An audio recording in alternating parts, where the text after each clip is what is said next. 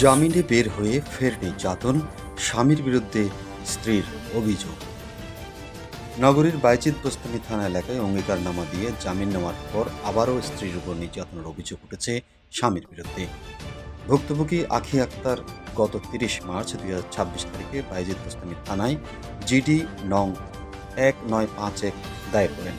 তিনি জানান, যৌতুক বিরোধ আইন ২০১৮ এর ৩ ধারায় দায়েরকৃত সিআর মামলা নং 49/2026 বাইজিদ বোস্তামি থানায় মামলায় তার স্বামী আমানতুল্লাহ জাহিদ আদালতে একটি অঙ্গীকারনামা দাখিল করে জামিন লাভ করেন।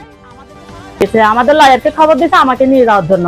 ও আমাকে আর যৌতুক নিবে না বলছে, আর মারধর করবে না বলছে, কোনো টর্চার করবে না, আমাদের ভরণ পোষণ দিবে, বাচ্চাদের ভরণ পোষণ দিবে এবং কি বাচ্চাদের দায়িত্ব নিবে। এগুলো সব বলার পরে ওনারা একটা মীমাংসা করছে। ও আমাকে একটা অঙ্গীকারনামাও দিয়েছে। তিনি স্ত্রীকে সংসারে গিয়ে সুখে শান্তিতে বসবাস করার প্রতিশ্রুতি দেন এবং কোনো ধরনের যৌতুক দাবি করবেন না বলে উল্লেখ করেন। তবে অভিযোগ রয়েছে, জামিনে মুক্ত হয়ে বাসায় নেওয়ার পর তিনি সেই অঙ্গীকার ভঙ্গ করেন। আব্বু আমাদেরকে মারে, আম্মুকে ঘর থেকে বার করে দিয়েছে। দরজা ভাঙি তালা তুলো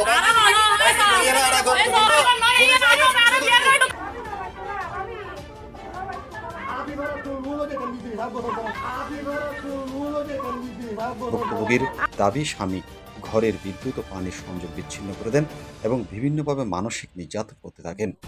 এর আগে একই ঘটনায় স্বামী ও তার পরিবারের সদস্যদের বিরুদ্ধে শারীরিক নির্যাতনের অভিযোগে থানায় সাধারণ ডায়েরি এবং আদালতে মামলা দায়ের করেছিলেন আখি আক্তার।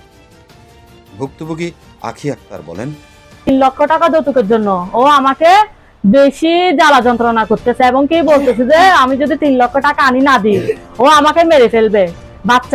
বাচ্চাদেরকেও মারছে, আমাকেও মারছে। তো মার সহ্য করতে না পারি আমি এক সময় বাধ্য হয়েছি যে ওর গো ছাড়তে। তো ছাড়তে বাধ্য হওয়ার পরে আমি কি করছি, ইয়ার মধ্যে ওই কোর্টের মধ্যে যাই, আমি একটা যৌতুকের জন্য মামলা করছি আমার হাজবেন্ডের বিরুদ্ধে, আমানতুল্লাহ জাহিদের বিরুদ্ধে। তো যৌতুকের একটা মামলা করছি। তো মামলা এটা করার পরে এটা 1.5 মাস কি 2 মাসের মধ্যে এটা হয়ে গেছে, ওয়ারেন্ট হয়ে গেছে। ওয়ারেন্ট হয়ে যাওয়ার এক আসামি রবিবারে যাই, আমাদেরকে ছাড়া জামিন হইতে চাইছে। তো আমাকে সু করা ছাড়া উনি জামিন হইতে পারতেছে না। না হওয়ার কারণে আমাকে খবর দিয়ে নিয়ে গেছে, আমাদের লয়ারকে খবর দিয়েছে আমাকে নিয়ে যাওয়ার জন্য। ও আমাকে আর যৌতুক নিবে না বলছে, আর মারধর করবে না বলছে, কোনো টর্চার করবে না, আমাদের ভরণ পোষণ দিবে, বাচ্চাদের ভরণ পোষণ দিবে এবং কি বাচ্চাদের দায়িত্ব নিবে। এগুলো সব বলার পরে ওনারা একটা মীমাংসা করছে। ও আমাকে একটা অঙ্গীকারনামা ওদের মাধ্যমে ম্যাজিস্ট্রেট নিজে দিচ্ছে, এটা বলছিল অঙ্গীকারনামা দিচ্ছে। অঙ্গীকারনামা দেওয়ার পরে এখন ওই কোর্ট থেকে বের হয়ে উনি সাথে সাথে আমার সাথে ফালতি, আমি কাবিনের টাকা রেডি করতেছি, তোকে রাখবো না, ছেড়ে দিব যতক্ষণ 3 লাখ টাকা যদি দিতে না পারস, তোকে তো আমি আমার ঘরে জায়গায় দিব না। তো ওইটা বলাতে আমি এক পর্যায়ে আবার আমার লয়ার আবার পিটিশন দিছে। দেওয়ার পরে উনি আমাকে না নিয়ে চলে আসতেছে, মানে আনবে না, উনি জাস্ট জামিন হওয়ার জন্য আমাকে শু করছে। তো এক পর্যায়ে উনি চলে আসার পরে আমার লয়ার আবার পিটিশন দিছে, দেওয়ার পরে আবার ওনার লয়ারকে ডাকার পরে আবার ওনাকে হাজির করে, উনি আবার করে আমাকে ওইখান থেকে আনে। তাই দেখতেছি যে ওরা প্ল্যান করে, তো মানে দেখতেছি যে না আনলে হবে না, ওনার মামলাটা আবার ওয়ারেন্ট হয়ে যাবে। ওনার ভাই, আর ওর একটা ছাত্র ভাই গেছে, ভাই হতো যে আব্বাস আর ছাত্র ভাই হতো যে কাসিম। তিনি নিজের নিরাপত্তা নিয়ে শঙ্কা প্রকাশ করেছেন এবং সংশ্লিষ্ট প্রশাসনের কাছে প্রয়োজনীয় আইনানুগ ব্যবস্থা গ্রহণের দাবি জানিয়েছেন। ঘরের কারেন্টের লাইন, ইলেকট্রিকের লাইন সংযোগ বিচ্ছিন্ন করে দেওয়ার জন্য আমি আসি, সেটাই দেখতেছি।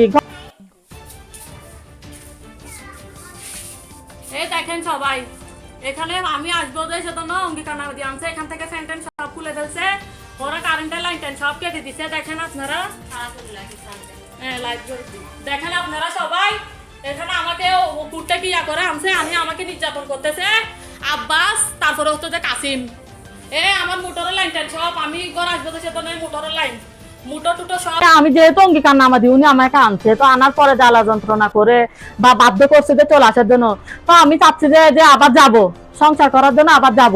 তো যাওয়ার পরে আপনাদেরকে জানানোর মূল উদ্দেশ্য হচ্ছে যে আমি যে যাচ্ছি ওইখানে আমার যেন জীবনে কোনো রিস্ক না থাকে, আমার বাচ্চাটা যেন কিছু না হয়, আমরা যেন সুস্থ থাকি, সবল থাকি, সেটার জন্য